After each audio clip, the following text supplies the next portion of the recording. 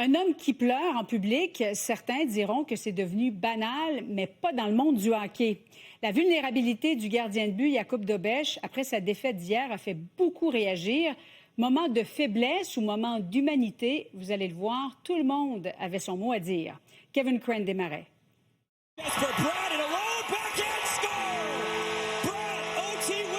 C'est une défaite crève-cœur hier pour les Canadiens de Montréal à Newark, au New Jersey. Mais ce qui retient surtout l'attention, c'est la réaction du gardien Jakub Dobeš après la rencontre. Devant les caméras, il était particulièrement émotif.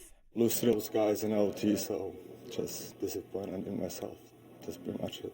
Le gardien de 24 ans était visiblement affecté par la défaite. Not good enough. 6-0 is not good enough. Submergé par l'émotion, Dobeš a rapidement mis fin à l'entrevue.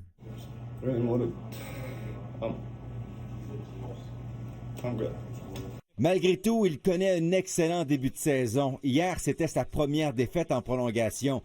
Dobeš a d'ailleurs été nommé 3e étoile du mois d'octobre dans la LNH. Ça montre quand même qu'il y a une certaine passion et qu'il adore son sport, qu'il veut bien faire. Pour le psychologue sportif Jean-Michel Pelletier, pas de raison de s'inquiéter. Les joueurs de hockey, là, quand ils ont des mauvaises performances ou d'autres sports, quand ils arrivent dans l'auto, quand ils sont plus jeunes, quand on est adolescent, bien, quand tu arrives dans l'auto, tu n'as pas le goût de te faire donner des commentaires, de te faire poser des questions. Souvent, tu as le goût d'être dans ta bulle parce que tu as eu un mauvais match. Les gens ont posé des questions directement, fait que c'est sûr que ça peut être le mauvais moment par rapport au niveau émotionnel. Là. Le résultat, ça ne te définit pas. Pour l'analyste de TVA Sport, Danny Dubé, Jakub Dobeš doit maintenant se recentrer. Que ça pourrait devenir alarmant si on ne sort pas de Dobeš de son cycle.